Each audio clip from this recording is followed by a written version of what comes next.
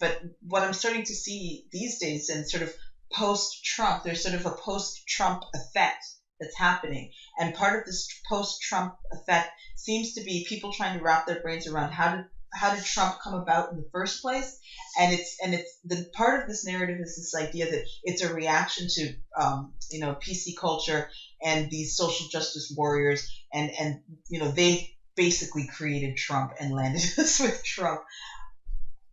I'm not sure I buy that. I mean, what I think instead is that what seems to has sort of morphed and taken shape over the last 8 years is that the left has particularly with Bernie Sanders' run, the left has started to congeal in such a way, and as people sort of saw the left become distinct from the technocrats, I think at the center, what you have, whether you're Republican or Democrat, you have these technocrats at the center, and on the sort of, not extreme, but on either side of the technocrats, you have a more polarized system or a polarized society, and on the left, that's where sort of Bernie got a lot of support and got a lot of lift. And as people sort of looked at the left, there came this language to define what people are calling the extreme left, which I don't think of it as a powerful political group necessarily, particularly if they're basically being called whiny.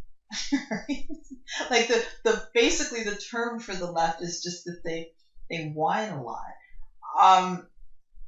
Myself, I don't see it, but based on my experience, or based on what I've looked at, for the most part, I see people who care about real issues, right? With respect to Black Lives Matters, these are the death of young Black men at the hands of authority figures. I think that it's a worthy thing to analyze, to look at, and to discuss, right? I think that made sense. With respect to Occupy Wall Street, which is sort of faded from the media of late, but I didn't think of that as a whiny movement. I thought of it as bold. I thought of it as sort of out of the box and trying to tackle a subject that's very difficult to tackle. How do you protest Wall Street? Right? I think that's a very tricky thing to accomplish, right? And I think from that period, I thought some very interesting things happened, not the least of which was the Zeitgeist movement and sort of all of this energy in and around market reforms. I thought that was a really important movement. And then last but not least, the online revolution, things like Bitcoin, things like Anonymous, and all of these movements that suggest that the online as a culture is oftentimes under scrutiny, even attack, right, as a culture.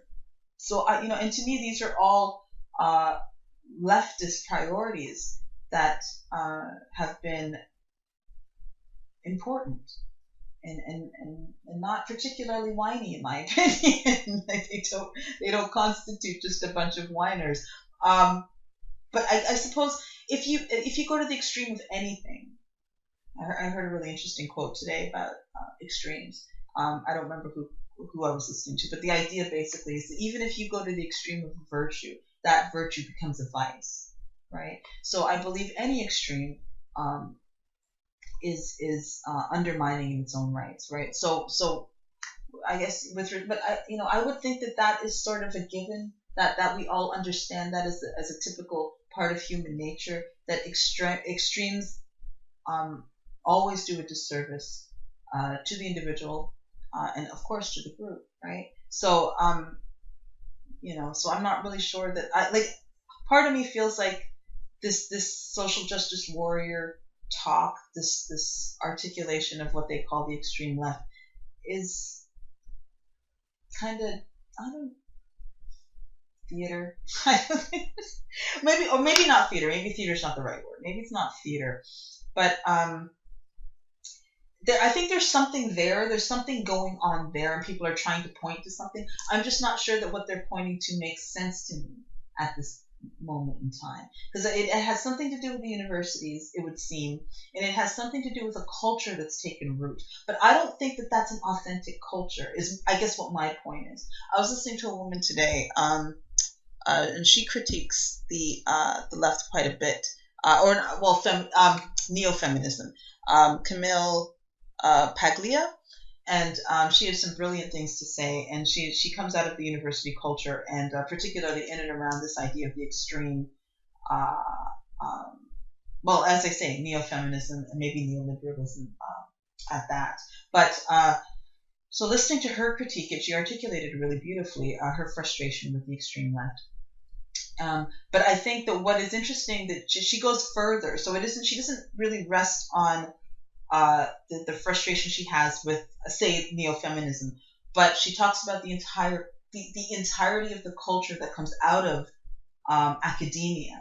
So I'm wondering if there's more to it, in the sense that there's something pervasive happening in academia that makes it more susceptible or vulnerable to these kinds of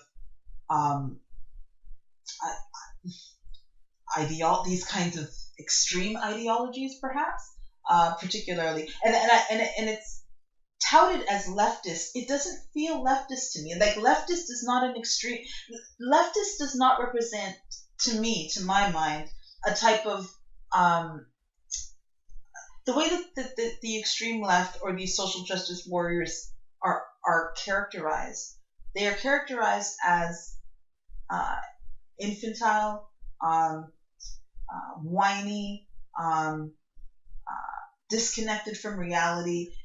These associations don't feel leftist to me. They feel like some other type of political body, but we're having a hard time articulating what that political body is.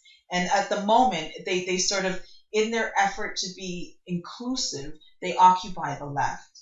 But I don't know that my experience of, say, being a, I'm sort of left-leaning, indie, libertarian type of person, is that, the left has generally been a pretty chill place to be. Like, you can listen to people tell different stories, and be honest about it. Some of the stories are raw, some of the stories are heated, some of the debates are heated, but everybody's sort of got their big boy pants on and they can handle it, right?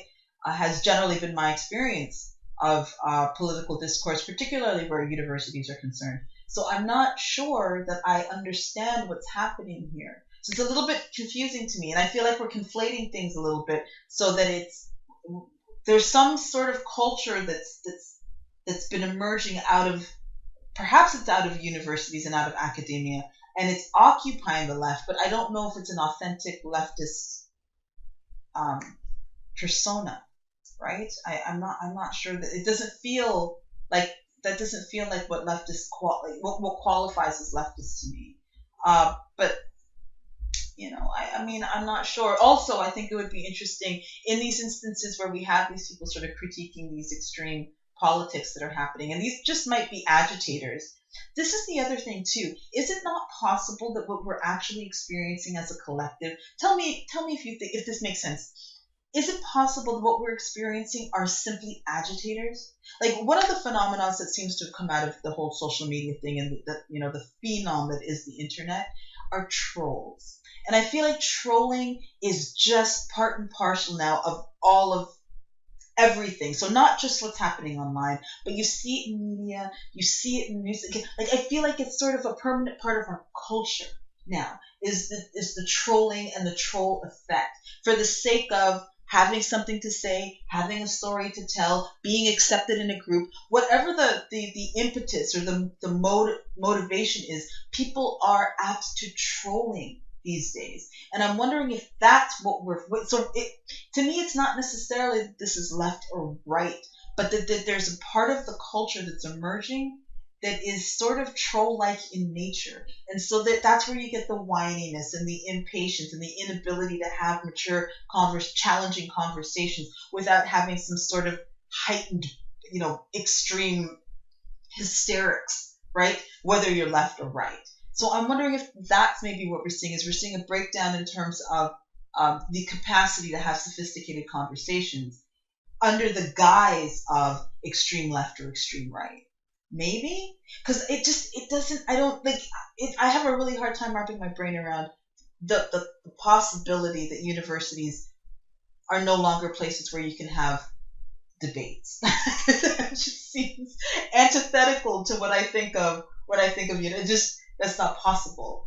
It's not possible. But in any case, that's my thought for today. Is I'm wondering if this reaction that we're having and this characterization that we have of this extreme left, because it doesn't feel like a leftist group to me. I heard somebody else say that today too, and I thought that's so true. It doesn't feel like a leftist group. It feels like something else, sort of under the guise of being leftist. Likewise, I feel that may be true for the right, that